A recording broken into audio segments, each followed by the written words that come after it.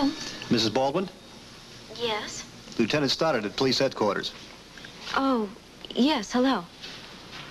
I was hoping we could set up another appointment with you. I'd like to talk to you, and I was wondering if you might drop by here before you leave for school. Do you think that's possible? Yes, I suppose I could. I'd appreciate it very much.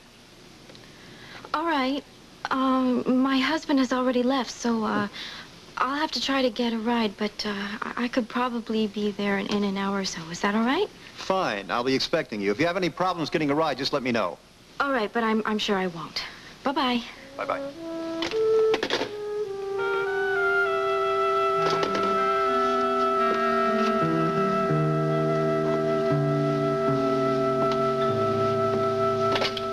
And then I bought shoes and a bag to match. Tell me what you think. I think you look sensational. And what do you think about this number here? Oh, all right. That number's all right. For Las Vegas? Perfect. I'm glad you approve. Yeah. Listen, you must have spent enough on all this to feed a family of 5 for the rest of the year. I don't know. I didn't ask. Your father's a very generous man, Jennifer. Do you know that? Yes, he's an angel. What's in this? Gee, I've forgotten. Aha. Not bad. That's not for you to see. How come? Wait a minute. I thought you wanted us to get to know each other better. Yes, but not all at once. Gradually. Anyway, do you think I made good choices? Okay, kiddo. Good. Excuse me, your phone. Campus disco. Luke, it's me. Can you talk now? No, not too well. What's up? Oh, would you rather I called you back? No, let's go ahead. Okay, I'll do the talking. You don't have to do anything but listen. Fine. I just had a call from Lieutenant Stoddard at the police department. He wants me to come down to headquarters right away and talk to him. Yes? I'm nervous about it, Luke. And besides, I don't have any way to get down there. What do you mean? Scotty's already left for work. Oh, I see. Well, that's no problem. Why don't you just hang on tight there, and I'll be down there in about 15 minutes and take care of it, all right? Are you sure it's all right? Yep, I'm positive. No problem at all. I'll see you in a little while. Thank you so much, Luke. Yeah, okay. So long. Sounds like you're wanted elsewhere. Yeah, I'm sorry. A few more details about the Las Vegas opening. I have to go. That's okay, I guess. I'm getting used to taking the back seat to the new disco. But I hope it won't be always that way. Not at all. I think once it's open, it'll probably run itself. Then we'll have plenty of time to take our time. Promise? I promise you're going to get so sick of looking up in my ugly face. I don't think that could happen. I don't know. You don't know how fast people get tired of me. I'm not just people. No, you're not. Okay, am I going to see you tonight? I hope so. All right. What time are you coming by? 8 o'clock. Is that too early? No, that'll be fine. All right, great. We'll go to dinner from there. I'll wear one of my new dresses and try to look nice. You always do. I do? Yes, you do. You know you do. Come on, I'll walk you to your car. The way you're rushing me out of here so fast, it makes me wonder if you're going to another woman. Oh, hey, that's the craziest thing I've ever heard you say. Another woman. Look, where's your chauffeur when you need him, huh? If you'd wait a minute, he'd come in. No, that's all right. I'll carry him out, so.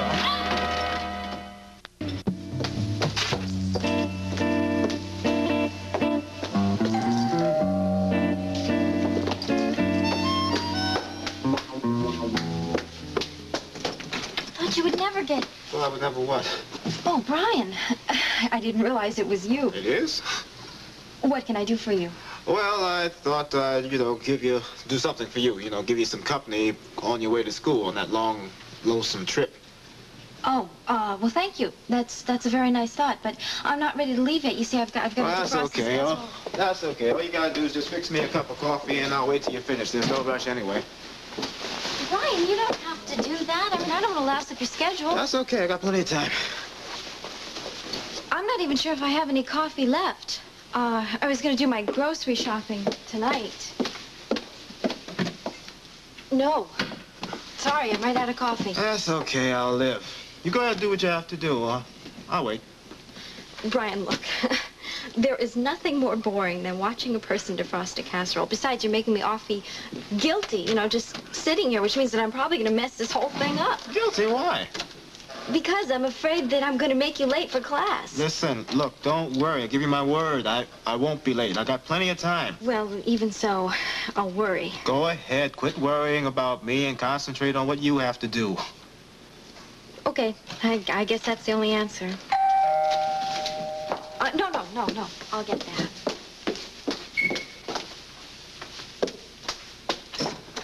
All right, what's all this mess about Lieutenant Stoddard?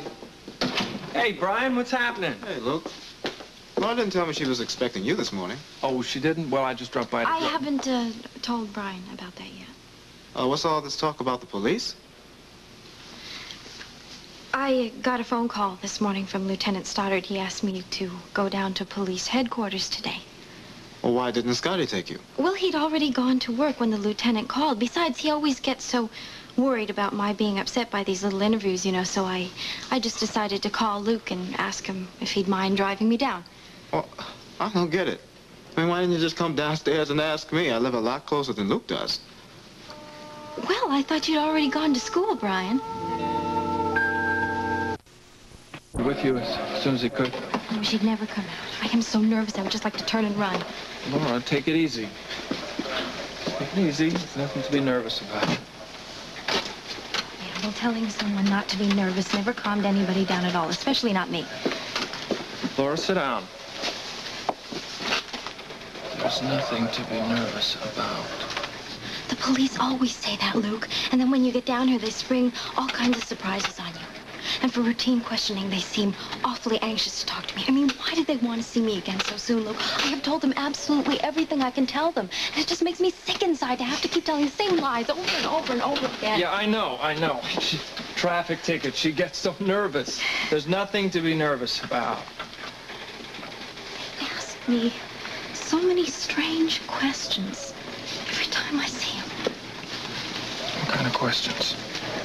All kinds of things, Luke, like my work for you at the disco. What's strange about that? Well, why should he care about that? And then he asks me if I come into contact with many of the people that you know. Questions like that. He did? Yes, he did. And then he looks at me very, very strangely while he's waiting for me to answer. I think you're imagining all of that. I want you to promise me something. Listen very carefully and promise. Smith mustn't... Don't look at that door. Smith mustn't find out the range of questions that they've been giving you here. Do you understand? I guess so. Why is that so important? Just trust me. It is important. And don't tell anyone else either, because we can't risk Smith finding out through a third party. Right? I'll be careful. What do you suppose is taking so long? He probably has some other people in there, that's all. Nothing to be nervous about. You know something? I think they just do this to make me nervous. I think this is one of the tactics that they use. Laura, come on. The police have other things to worry about besides your nerves.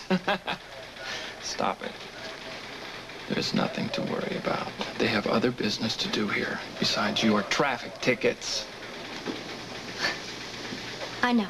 I know I'm being silly. Of course, they have other people to deal with. It's just sometimes that I feel as if I've been singled out. Yes, I know, but just hang loose here. Well, again, Mr. Smith, I apologize for dragging you all the way down here. Well, that's all right.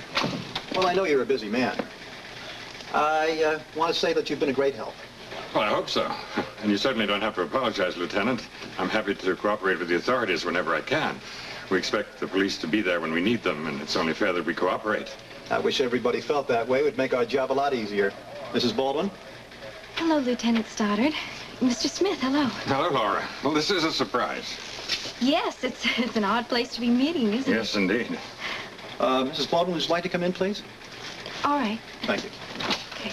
Sorry I kept you waiting. That's okay. Excuse me. I'll wait for you. Thank you. Mr. Smith, thank you again. My pleasure, Lieutenant.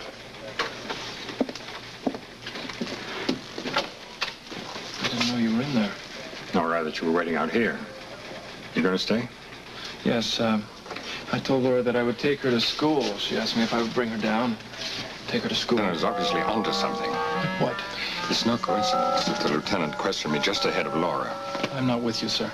What you saw was a carefully staged scene. What the lieutenant wanted to see happened. You mean he wanted Laura to see you here? Possibly, but more than that, he wanted me to see her. It's an old trick. When you go to fish to see what you can catch. What did he ask you about? About an employee of mine. Ex-employee, I should say. Johnny Colby. Precisely. Does he know that you had Colby tailing Laura? No, look. Johnny was once in my employ on the waterfront. He was a dock worker in one of my warehouses. Just a routine request for information. That's what Stoddard calls it, but is it? Could the Baldwin girl have let something slip in one of her sessions with him? No, sir. No, sir, absolutely not. I'm sure she didn't. Then why do I have the feeling that the lieutenant wants to connect me with her?